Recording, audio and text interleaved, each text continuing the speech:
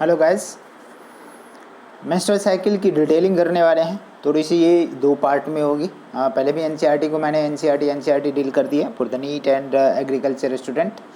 अब की बातें जो करेंगे थोड़ा सा डिटेल जाएंगे, जो मतलब कि जो अपेयरिंग वाले बच्चे हैं, जो 12th भी चल रहे हैं उनकी और नीट भी चल रही है, आईसीआर भी चल रही है, तो उस बच्चे के लिए थोड़ा सा स्लो है। मतलब कि स्लो है तो है, बट बहुत ही डीप सीटेड कंसेप्ट है, बहुत डीप है। बहुत सारे स्टेप पे अपन बात करेंगे। डे टू डे जितना भी एमसी की बात करते हैं, मेंस्ट्रुअल साइकिल मासिक धर्म की बात करते हैं, तो सारे के सारे चीज़ें यहाँ पे मेंशन होगा और दिखने को आपको मिलेगा। तो चलो बेटा, बिल्कुल मैं स्टार्ट करता हूँ अपनी बातें। और यहाँ पे आपको day by day her day की जो है बात करी जाएगी आपसे। तो चलिए यहाँ पे मतलब कि मेंस्ट्रुअल साइकिल की बेसिक बातें हम बात कर चुके हैं, तो उतना नहीं करने वाले हैं, बट जितना भी करेंगे आपको समझ में आना चाहिए। थोड़ा सा इनिशियली जो है स्पीड अप करेंगे, इनिशियली आपको स्पीड अप करेंगे, फिर जो है उसको स्लो वाइज कर देंगे, स्लो कर देंगे। तो चलिए जितने भी एनसीईआरटी वाली बातें हैं फोकस करते हैं अपन एक ही बात में। तो यहाँ पे बात करते हैं मेंस्ट्रुअल, एस छोटा, मेंस्ट्रुअल साइकिल, इसको शॉर्ट में क्या बोलते हैं, एमसी। ये कितना 22 से 38 दिनों का होता है। ये वेरिएबल है, हर लेडीज़ में अलग अलग होती है, लेकिन आइडियल माना जाता है कितना, 28 डेज़ का। ठीक है, कितने, 28 डेज़ का माना जाता है आइडियल। मतलब कि ये है तो समझ जाना कि हेल्दी लेडीज़ है। तो वहाँ पे बात करते हैं, ये वेरीज करता है, इतने बात यार। मेंस्ट्रुएशन मतलब ये ग्रीक वर्ड है, मेंसन से आया है, जिसका मतलब होता है मंथ। तो ये process each and every month होता है, जो कितना, मतलब कि 22 से 28 दिन का हो सकता है। अब कहा जाता है कि ये होता क्या है, मतलब कि ओवम के लॉस होने की वजह से यूट्रस क्या करती है, रोती है। रोने में आंसू निकलता है, लेकिन यूट्रस जो रोती है उसमें क्या निकलता है, ब्लड निकलता है। तो ये ब्लड होता क्या है कि इंडोमेट्रियम की लाइनिंग है, उस पर जो डिपोजिशंस होती है, मतलब कि प्रोजेस्टेरॉन का थिकनिंग होती है एंडोमेट्रियम का for the implantation of the blastocyst.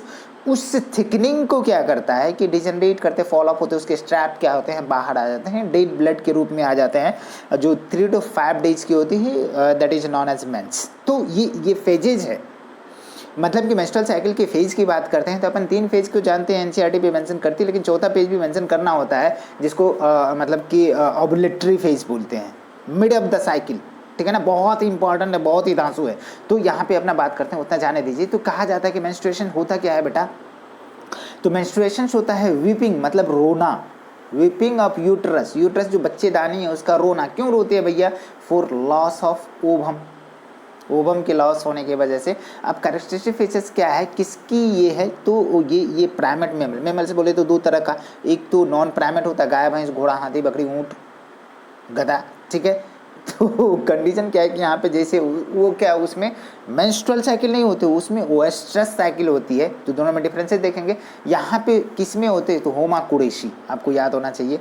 होमा, HU बोले तो ह्यूमन, M बोले तो मंकी, A बोले तो एप्स, लंगूर। ठीक है ना, इसके कंडीशन में क्या होते हैं बेटा, तो बिल्कुल याद रखिएगा, MC होते हैं। ये साइक्लिक इवेंट्स होता है, that is a periodic shedding, झरना यूटेराइन ऑफ इंडोमेट्रियम। ठीक है ना, इंडोमेट्रियम फॉलिकल्स, इट्स प्रोलिफरेशन। ठीक है ना, इसकी प्रोलिफरेशन।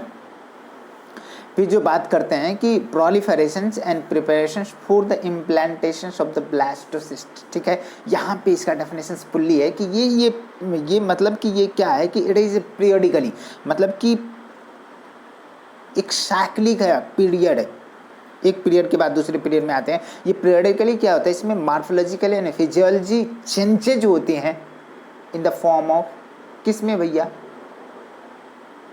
यूटेराइन और ओवेरियन साइकिल में। ओवेरियन साइकिल में क्या कंडीशन है, इसी को क्या बोलते हैं, मेंस्ट्रुएशन बोलते हैं। क्या मैं लाइन पढ़ के, it is periodic morphological and physiological changes taking place in the form of ovarian cycle and uterine cycle, that is known as, क्या, दोनों मिला के क्या हो गया, MC हो गया, मेंस्ट्रुअल साइकिल हो गया।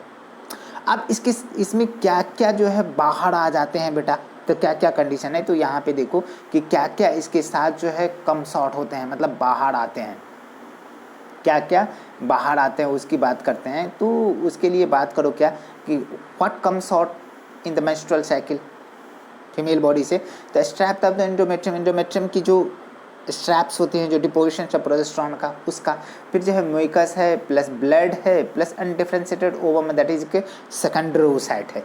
यहाँ पे फर्स्ट मेंस्ट्रुएशन को बेटा 10 से 12 साल क्या बोलते हैं उसको, मेनार्की बोलते हैं, अक्सर बच्चे को पता होता है। ये इंडिकेट करते हैं, मतलब कि इंडिकेट करते हैं ऑनसेट ऑफ प्यूबर्टी, मतलब कि जैसे ही मेंस्ट्रुएशन स्टार्ट हो गया तो आप समझ जाओ कि सी विल बी सेक्सुअली मैच्योर, मतलब कि इट्स स्टार्ट ऑनसेट, मतलब कि इट्स ऑनसेट द प्यूबर्टी, मतलब कि इन्होंने क्या किया ना, अपने जो है प्यूबर्टी स्टेज में एंट्री कर गए हैं। अब यहाँ पे दूसरी बात, ये तो स्टार्टिंग की फर्स्ट मेंस्ट्रुएशन की बात करेंगे, अब लास्ट मेंस्ट्रुएशन की बात करेंगे, मतलब स्टॉपेज, सेसेशन या pause of the menstrual cycle. कब भैया? 45 से 50 वर्ष, मतलब 45 से 50 साल में क्या करते हैं, ईयर में क्या करते हैं, इसकी मेंस्ट्रुएशन रुक जाती है, पॉज हो जाता है, सीज हो जाता है, जिसको क्या बोलते हैं, मेनोपॉज। ठीक है ना। अब क्या कंडीशन है बेटा, जैसे ही बात करें अपना कि इसमें जैसे बात करते हैं कि अब जो है मेंस्ट्रुएशन कब कब नहीं होता, वहाँ पे मैंने बात किया कि अब मेंस्ट्रुएशन का मतलब एक ही नहीं होता है कि सिविल प्रेग्नेंट। आप लोग एक ही मीनिंग समझते हो कि जब मेंस्ट्रुएशन ब्लॉक हो जाए तो आप समझते हो कि सिविल प्रेग्नेंट, लेकिन ऐसा नहीं होता है।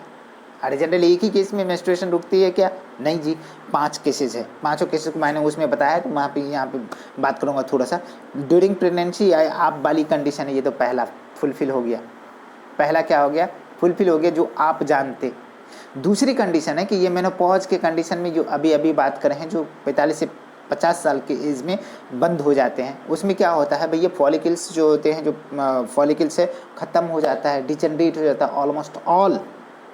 ठीक है, उस सिचुएशन में क्या होती है, मेंस्ट्रुएशन नहीं होगा, ओवुलेशन नहीं होगा, है ही नहीं फॉलिकल्स।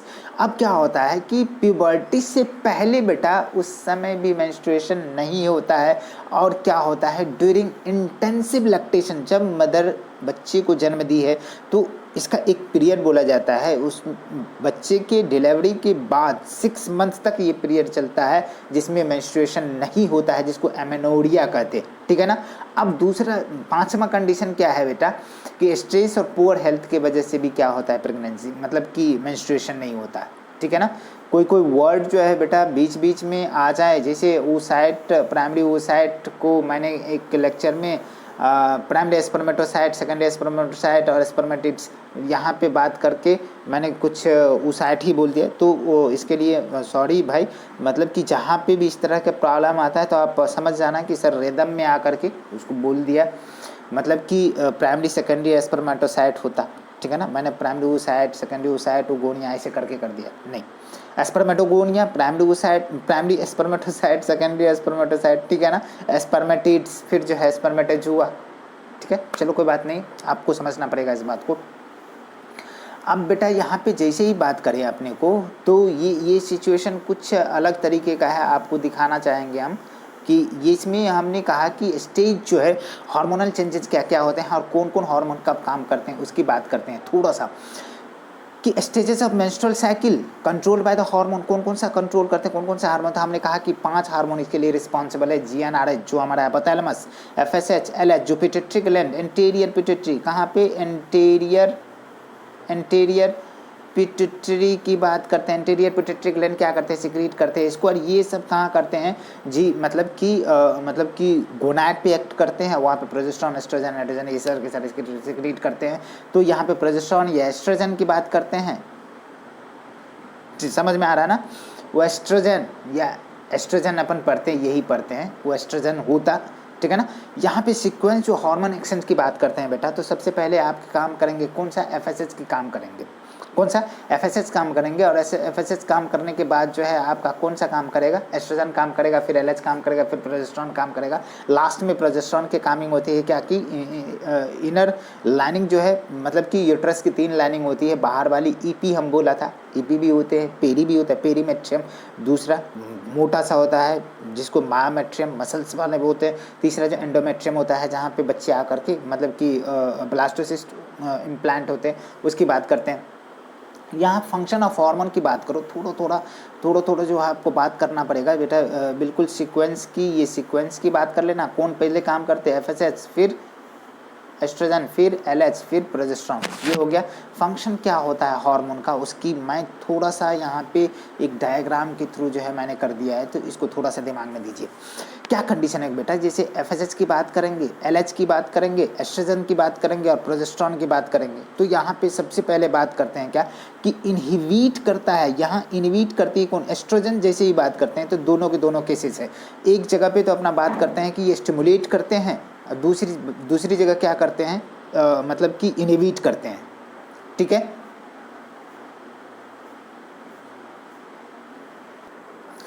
चलो बेटा यहाँ पे दो हार्मोन के बारे में बात करते हैं। पहला हार्मोन तो है जो पिट्यूटरी ग्लैंड से रिलेटेड है, और दूसरी हार्मोन जो है ओवरी से रिलेटेड है। तो ओवरी वाली जो हार्मोन है प्रोजेस्टेरॉन और एस्ट्रोजन है, लेकिन जैसे ही बात करते हैं पिट्यूटरी ग्लैंड की तो FSH और LH की बात करते हैं। तो दोनों के दोनों कंडीशन में जो स्टिमुलेट और रेगुलेट करने की बात करते हैं, इनहिबिट करने की बात करते हैं, तो यहाँ पे जैसे स्टिमुलेशंस की बात करते हैं तो पहले एस्ट्रोजन के कंडीशन में एस्ट्रोजन जैसे ही स्टिमुलेट करते हैं तो ये क्या करते हैं, FSH को सिक्रीट करते हैं। और FSH क्या करती है भैया, इसका नाम ही है फॉलिकुलर स्टिमुलेटिंग हार्मोन। और वो हार्मोन क्या करते हैं कि दोनों के दोनों जो भी फॉलिकल्स बने हुए हैं उस फॉलिकल्स को प्रोलिफरेट करते हैं। कहने का मतलब क्या है कि प्रोलिफरेशन कहने का मतलब होती है उसमें ग्रोथ करते हैं और नंबर ऑफ सेल्स को इंक्रीज करवाते हैं। तो दोनों को दोनों सिमिलर प्रोसेस नहीं है, एक तो नंबर को इंक्रीज करवाते हैं, दूसरी साइज को इंक्रीज करवाते हैं। तो that is responsible for the one and only FSH। तो इसको प्रमोट करने वाले जो हार्मोन है वो एस्ट्रोजन है बेटा। बिल्कुल यहाँ पे दिमाग में रखना पड़ेगा कि यहाँ पे सीधे तरीके से बात करेंगे तो यहाँ पे आपको क्या कर रहा है, स्टिमुलेशंस की काम कर रही है। ठीक है ना। और यहीं पे यदि FSH की लेवल जैसे ही बढ़ गया तो क्या करेंगे, ये इनहिबिट करेंगे कि भैया इसको बोलेंगे कि एस्ट्रोजन भाई साहब आप रुक जाओ, करो क्या कि इसको रोको, जो भी काम करना था मेरे को फॉलिकल्स के नंबर बढ़ाने थे, फॉलिकल्स के प्रोलिफरेशन करना था, तो ये हमने कर दिया, अब आप अपना काम रोक दो। अब यहाँ से स्टार्ट होती है कि जैसे ही एस्ट्रोजन क्या करती है इसकी काम करे, फिर जो है बाद में एक्शन स्टिमुलेट करवाती है किसको, LH को। और LH को बोलते हैं luteinising hormone, that is responsible for the ovulation and another functions maintains the corpus luteum of the follicles. Corpus luteum कहने का मतलब क्या होता है कि ये वो चीज़ें हैं जो इनिशियली हम बात करते हैं primary follicles, secondary follicles, tertiary और ग्राफियन फॉलिकल्स की। और ग्राफियन फॉलिकल्स क्या होता है, जैसे ही मैच्योर फॉलिकल्स की बात करते हैं वहाँ से सेकेंडरी ओसाइट रिलीज आउट होते हैं। जो डब्बा बचे हुए हैं बेटा, वो डब्बा को बोलते हैं कॉर्पस लूटियम। क्या बोलते हैं उस डब्बा को, दैट इज नॉन एज का कॉर्पस लूटियम। तो यहाँ पे जैसे ही ये स्टिमुलेशंस की काम करे, ये स्टिमुलेट करे, तो ये क्या करते हैं, ओवुलेशन करवाएंगे। एक समय आएगा जो LH की लेवल पिक पे होगा, that level is known as क्या, LH सर्ज। ये बातें समझ में आ रही। अब दूसरी बातें अपन बात करते हैं प्रोजेस्टेरॉन की। यहाँ पे प्रोजेस्टेरॉन करते हैं ये इनहिबिशन और स्टिमुलेशन दोनों की काम करती है। तो जैसे ही ये स्टिमुलेट करती है FSH को तो वही काम करेगी, ripening and proliferation of the Graafian follicles. और दूसरे कंडीशन इनहिबिशंस की बात करेंगे तो भैया ओवुलेशन जो हो रहा है अब दोबारा नहीं करवानी है उसको, तो क्या कहेंगे बेटा, आप रुक जाओ। किसको कहेंगे रुको, तो LH को बोलेंगे कि रुको, अब क्या करना है कि रुक जाना है, मतलब कि ये बिल्कुल के बिल्कुल आपका जो ओवुलेशन करना था करे। फिर क्या करते हैं कि LH इसको प्रमोट करते हैं कि भैया आप अपना काम देखो, जो मेरा काम था मैंने करा, आप अपना काम करो। इसका मतलब है कि ये काम उस काम के लिए कर रहे हैं कि that is implantation of the blastocyst in a inner wall of the uterus, that is endometrium.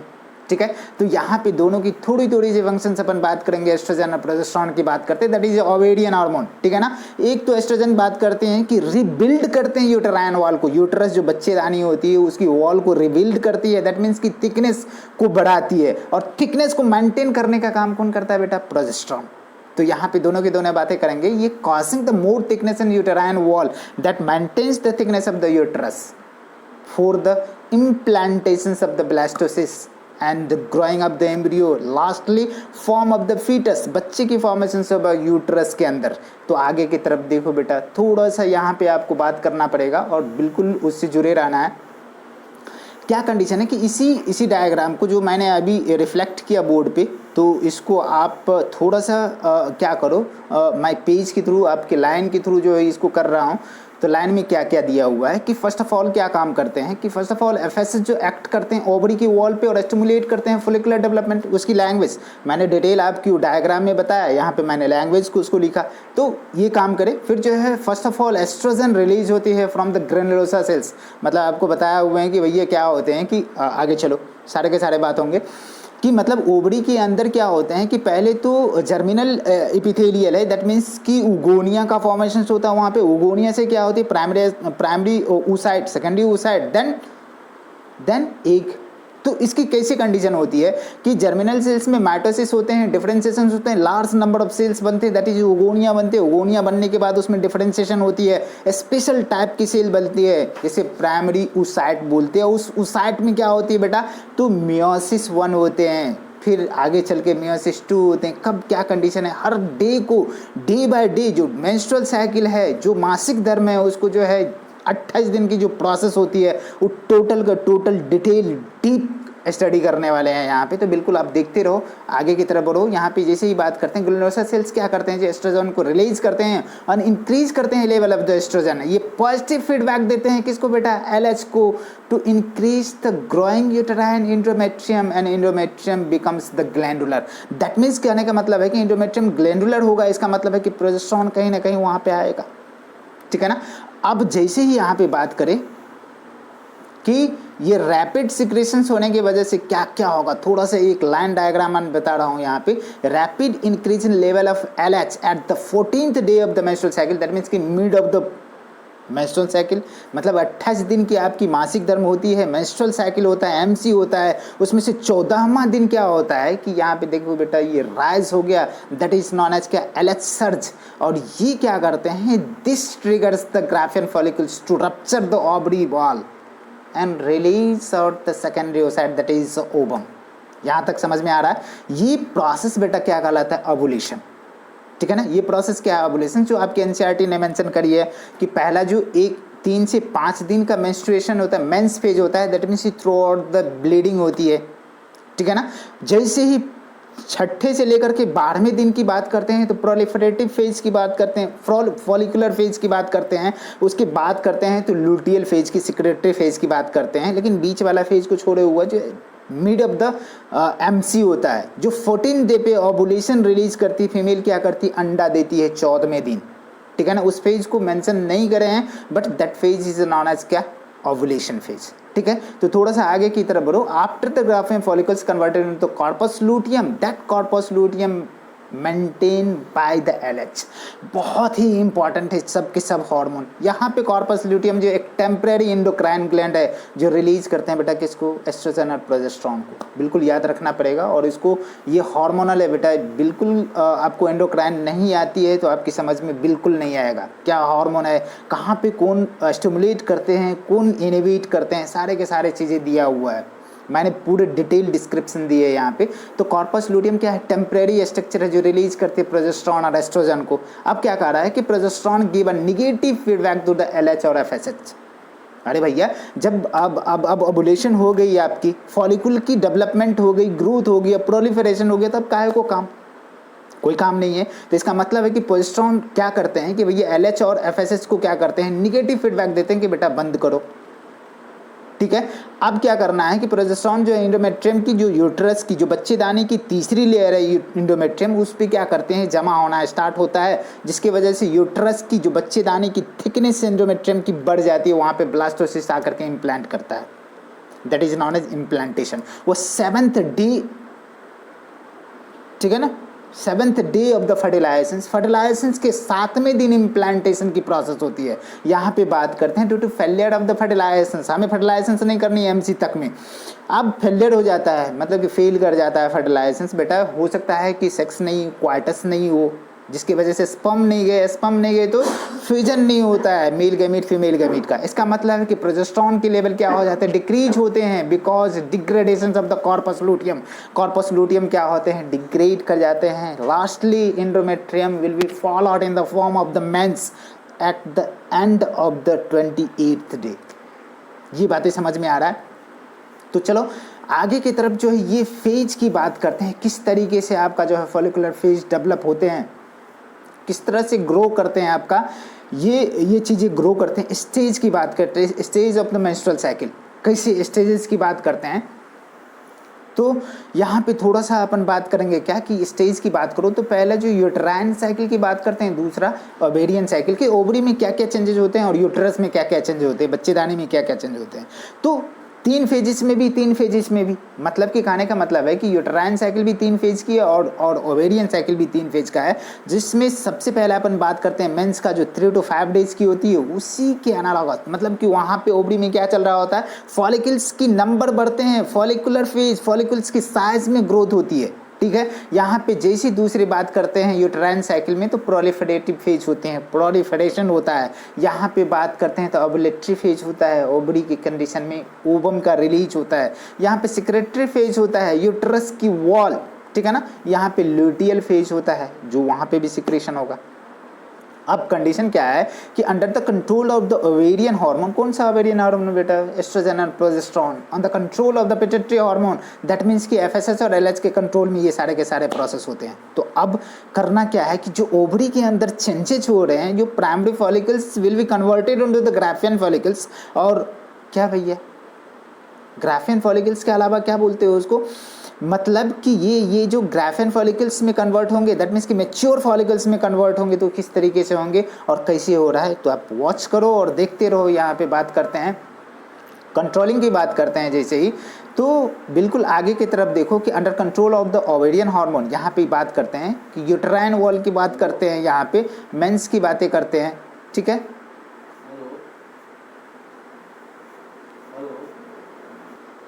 चलो बेटा यहाँ पे बात करते हैं under control of the ovarian hormone, under control of the pituitary hormone, दोनों की दोनों कंडीशन में बात करते हैं कि पिट्यूटरी हार्मोन क्या क्या कंट्रोल करते हैं, और साइकिल की पूरी ओवेरियन और यूटेराइन वॉल दोनों को देखेंगे, यूट्रस की वॉल को देखेंगे और ओवरी को देखेंगे। तो यहाँ पे थोड़ा सा बात करेंगे क्या कि यहाँ पे अंडर कंट्रोल जो है ओवेरियन हार्मोन, प्रोजेस्टेरोन एस्ट्रोजन की बात करते हैं, यहाँ पे एफएसएच और एलएच की बात करते हैं, जो क्या पिट्यूटरी हार्मोन।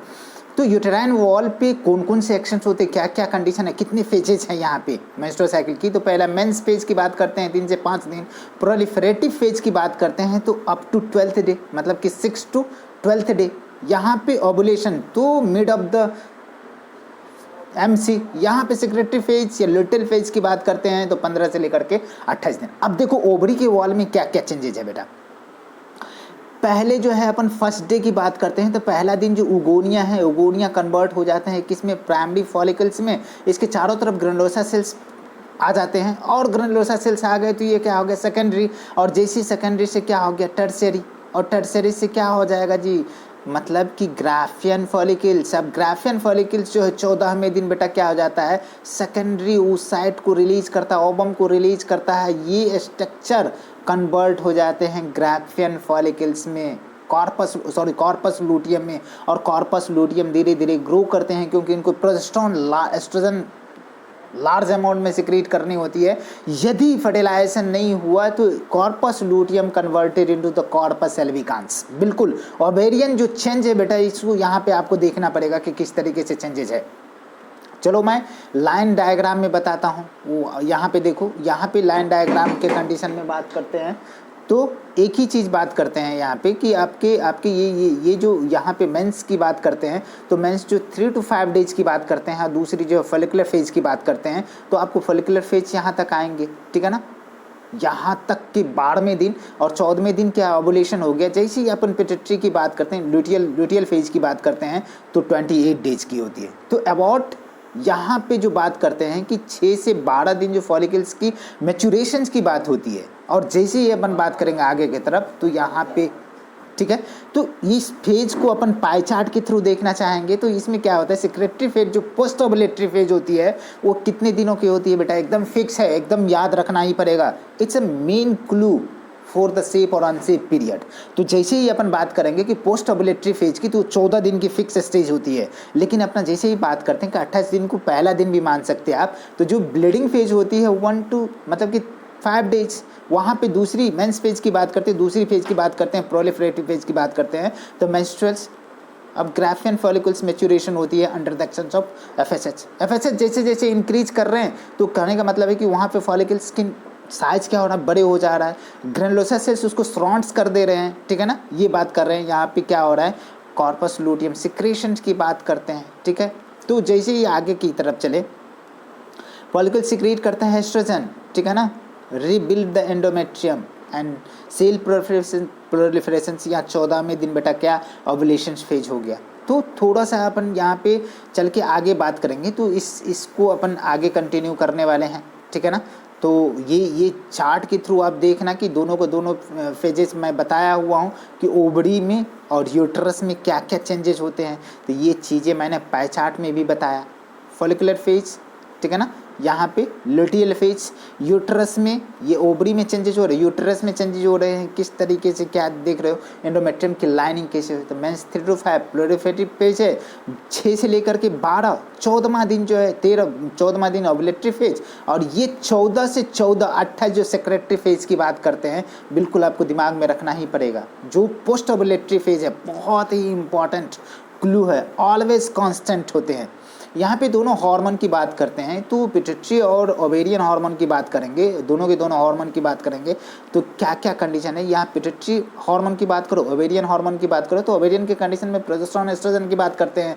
तो एस्ट्रोजन की देखो 2 जगह पे पिक बन रही है। तो एक तो इनिशियली फॉलिकल के नंबर ग्रैन्युलोसा सेल्स फॉलिकल पे ज़्यादा हो रहे हैं, तो उस जगह पे भी सिक्रीट करता है, तो 14वां दिन भी हाई है, और वहाँ पे अपन लास्ट में भी देखते हैं कि एस्ट्रोजन की लेवल हाई है। लेकिन ठीक 7वां दिन जो है प्रोजेस्टेरोन की लेवल मैक्सिमम है। कंडीशन क्या है कि इस समय पे ओवम की जो फर्टिलाइज एग है, ब्लास्टोसिस्ट की इम्प्लांटेशन यहाँ को होने को है। तो menses phase, proliferative phase, ovulatory phase और secretory phase, secretory phase must be constant 14th day के होंगे, 14 दिन का होगा। यहाँ पे ये LH इनिशियली बहुत कम, बाद में बहुत ही ज़्यादा पिक पे आया है, एक बाग सडनली फॉल डाउन, तो ये LH सर्ज कहते हैं, ठीक है ना।